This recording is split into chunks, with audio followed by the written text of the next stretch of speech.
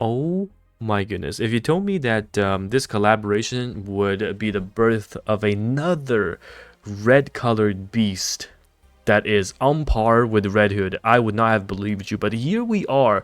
Look at Asuka. My Asuka is only max limit break versus my core 7 Redhood. And look at this damage difference against a wind enemy. Holy moly. And this is after they have bursted an equal amount of times, okay? You can see I paused right before my Asuka gets off another burst. But I'm going to break it down to you in this video. Her builds, my current investment in her, and what my thoughts are about the unit. And yes, if you're not going to watch the rest of the video, I will say 100% she is max limit break worthy. But whether or not you should be actually going for multiple copies is definitely another topic in the later parts of the video, because we've got 3 collab units. On top of that, we also have the anniversary character coming up. So yes, it's going to be very, very difficult in making the decision. But what I can tell you right now, that Asuka as a collab limited character is right at the very, very top in terms of damage. I mean, just look at the amount she's outputting versus a Red Hood that is core 7 fully maxed out in terms of the gear, all sublines optimized for the manufactured gears, and also a non-bursting Modernia who's also core 7, 100% worth it. So let's talk about her. Now, this is against, of course, a fight which has elemental advantageous benefits, because if you're taking a look at this, we're fighting against wind, and I've done the non-wind team fight as well, and I'll show you the numbers, because a lot of you are probably asking, you know what, this is not really a fair comparison, but here are the numbers, and prepare to be shocked yet again. I mean, just look at this. This is against an iron type, right? So there's no elemental advantages at damage here, but you can see that Red Hood, of course, still comes out on top, but my Red Hood is so invested, almost nearly 40,000 more power, right, in comparison to Asuka, and she is just above her. And now Asuka, of course, is still dealing more damage than Modernia. I mean, I'm absolutely blown away by the performance of Asuka so far. Okay, so crazy. So let's go over what makes her so damn strong and why she will be even better as we see more of these limited characters coming out from the Evangelion collaboration.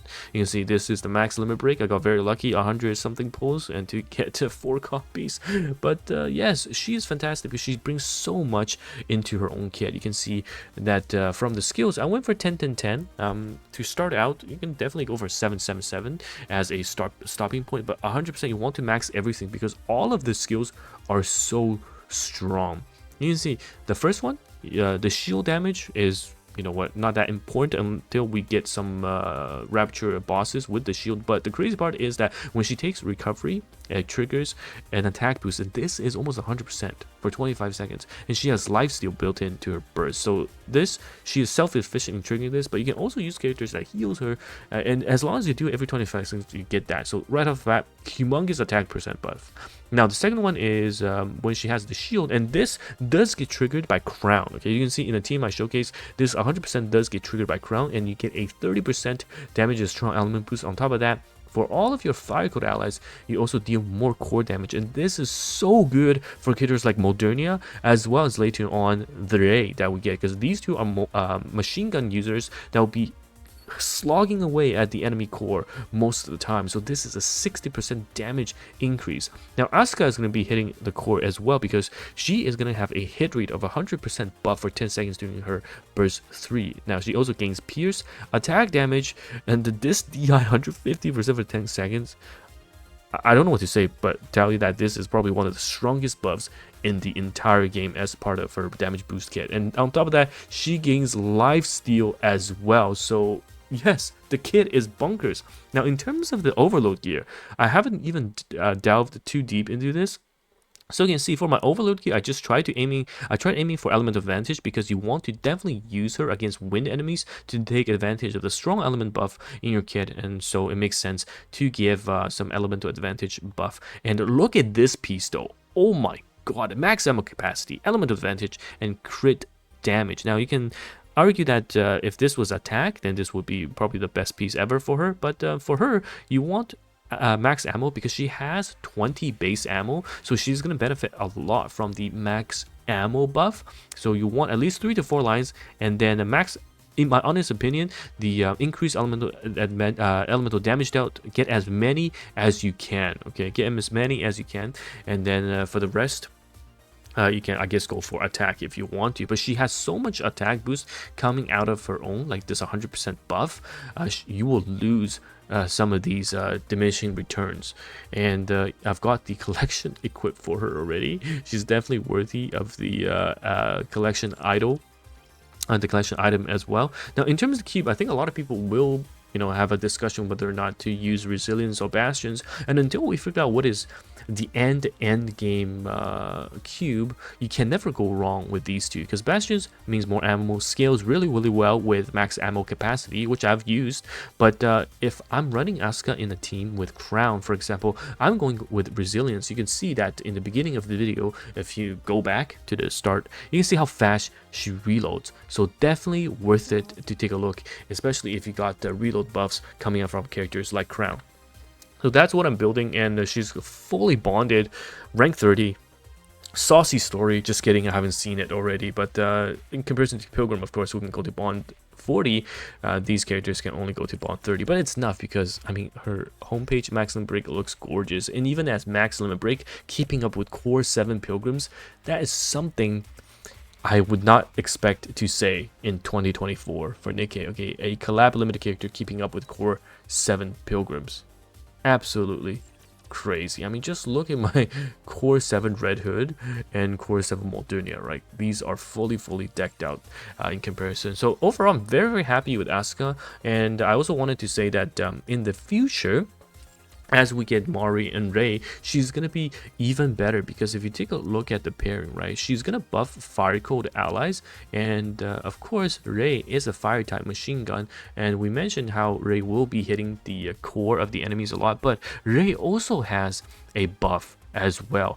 If it activates when entering burst stage 3, affects all fire code allies and giving them a 25% of the caster's attack as a attack percentage buff. So this is quite good. Now you can see as a fire code character, right off the bat, you probably will have an end game fire composition of Asuka plus Rei plus Modernia. Right, these triple fire, or even you can throw in Alice in the mix, but these triple fire teams are going to be so strong against any wind type bosses. You pretty much have this locked in. And then for the burst ones, you can be looking at Killer Waifu, who's another fire type character. And for burst 2s, I mean, right now we don't have a lot of choices other than, the best burst 2, which is crown. But you know what, we'll test things out and see if there's other options. And there is another fire burst 2, but we don't talk about her. We don't talk about her. Maybe her treasure will change her. But anyhow, whether or not you should be pulling multiple copies of Asuka, in my honest opinion, if you're completely free to play and you can't really afford going all in Asuka, because you're gonna skip out on the other characters, then I think personally, and this might be controversial, okay, personally I would grab one copy of Mari. Okay, one copy of Mari, and then I would grab Asuka, as many copies of Asuka as you can, because Rei, although her kit is decent, is not that insane. And this might sound controversial, but if you had to make a choice, instead of grabbing one copy of the collabs each, grab one copy of Mari, grab as many copies of Asuka as you can, is what I recommend. But if you want to grab all of these characters, one each, because they're limited, do that. But we also have, okay, don't forget, we also have a anniversary with Pilgrims coming up, so you really have to weigh your options. The good thing though is that with the Pilgrims, we also have loads of free pulls, like over 100 free pulls during the anniversary patches. So you should be able to either luck sack the Pilgrim or get enough pulls done that you can actually have the golden tickets to exchange. So throw your pulls in for these limited characters. They are meta, especially Asuka is 100% meta. But if you want to save your golden tickets for the Pilgrims, that would be a wise choice. Anyhow, that is my breakdown for Asuka, how many pulls you should be doing, and is worthy of your investment. And 100% as an Evangelion fan, I'm so happy with how things turned out. So thank you guys for watching. It's TimaeuSS here, and let me know your thoughts. Did you pull for Asuka? A lot of people actually today on my stream pulled Asuka in just a couple of pulls. because they were watching my stream and listening to the Cruel Angels Thesis theme song. Okay, so hopefully that will lend you some luck, and good luck on your Asuka post. Let me know in the comments how many posts it took you, because it took me only 100 something for MLB. That's right. Anyhow, it's TimaeuSS here. Thank you, and I'll see you in the next one. And goodbye now.